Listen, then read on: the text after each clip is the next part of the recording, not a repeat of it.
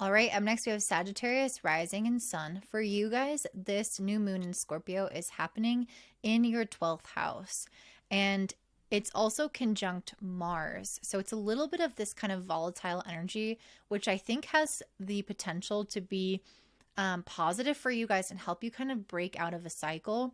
If you guys have felt like there has been low energy, if you have been not feeling very well, if you have had an unsupportive schedule, or if your work has been very like erratic and up and down, and you have been maybe unclear, uncertain about where you're going, maybe you have had poor sleep. So I'm just kind of listing lots of things that could have been happening with you lately, especially over eclipse season.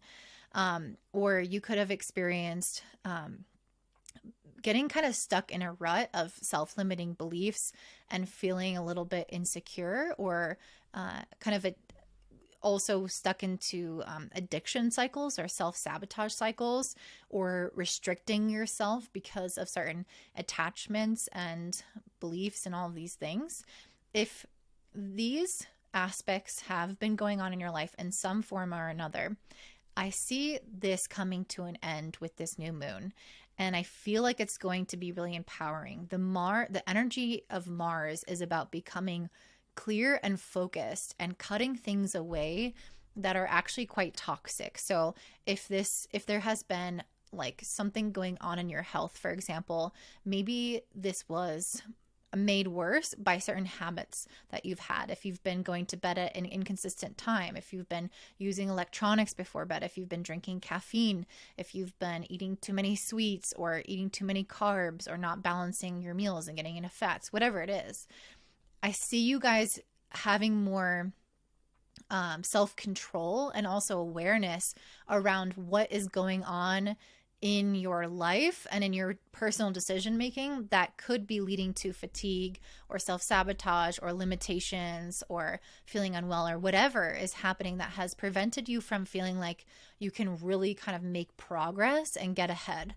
And with this moon opposite Uranus in the 6th house, I think it's going to create some kind of breakthrough in the area of health or routine, so that you are able to find more freedom and kind of end a cycle essentially. And I see that with this Devil card and the Wheel of Fortune. There's some thing that was kind of limiting you, or at least you felt like it was limiting you, even psychologically. Some decision making that was, again, kind of, maybe there is a predisposition towards something, and then certain decisions that you made set yourself up for feeling more run down, or feeling less capable, or feeling more insecure. And I see that being maybe something that you were kind of meant to go through, but now ending, where this life cycle is finishing up, it's finalizing, and now things are taking a turn, and they're taking a turn for the better. And I really see that, especially because you guys have Mercury right now in your 1st house in Sagittarius, making an exact sextile to Libra, or Venus in Libra in the 11th house. And I definitely feel like this is something coming through very strongly with this Venus card also representing this, with this agreement card, this wolf card.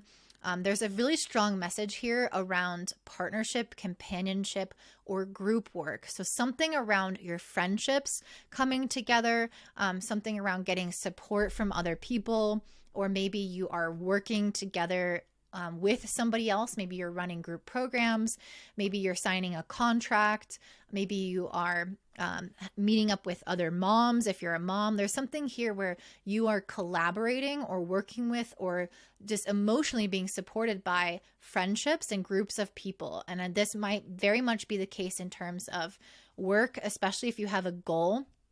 If you have some kind of goal, this is really trying to say that you are being very much supported through your relationships to get to that goal. You might find somebody that just gives you a handout, or makes a connection, or has a really important conversation that gives you an idea, or maybe you sign something to work with somebody. But there's something here where things are moving forward, especially through decisions, communication, ideas that involve other people. So this is not a time of solitude. This is a time of kind of getting out of your shell, getting out of a rut in some way, either physical, mental, emotional, spiritual, where you could have kind of been feeding into either negative thoughts or negative habits that were keeping you down. I see you getting pulled out of that energetically and aligning with some really helpful people that will then help you create either a community or will help you create some sort of progress, essentially, where you're just, again, you're not like self-undoing anymore because you have maybe people holding you accountable or you have a support system. There's something here, well, where people are a little bit of a life raft for you right now to get out of some kind of cycle or rut that you could have really started to notice during eclipse season in particular. And I see this being highly beneficial for you. I think it will also be beneficial for you financially. I think that there have maybe been ways where you could have overworked and kind of led yourself to a little bit of burnout.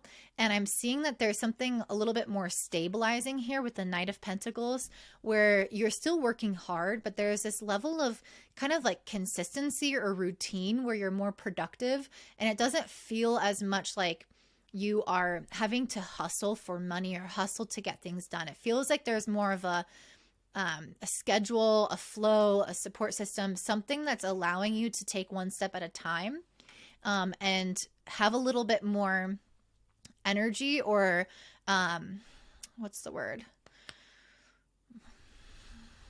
Okay, I cannot remember the word, but where you're not burning out, where you have like a larger capacity, you can go further, you can get more done, because it might take a little bit more time, but you're not actually burning out. And so you're able to keep going consistently. So there's something here where I feel like if you have a business and you've been wanting to do group programs, that's really highly encouraged with this new moon. And it's saying that I think you'll have the energy for that. If you've been wanting to make new friends or join new kind of groups or hobbies, it's encouraged. So anything that you feel like will actually give you energy or give you support or give you ideas, that then leads you to greater financial abundance, but also more just consistency in your life. And that might mean that you change your routine or you change elements of your work in order for that to be possible for you, in order for you to have more freedom or more flexibility in your schedule. Or it could just be that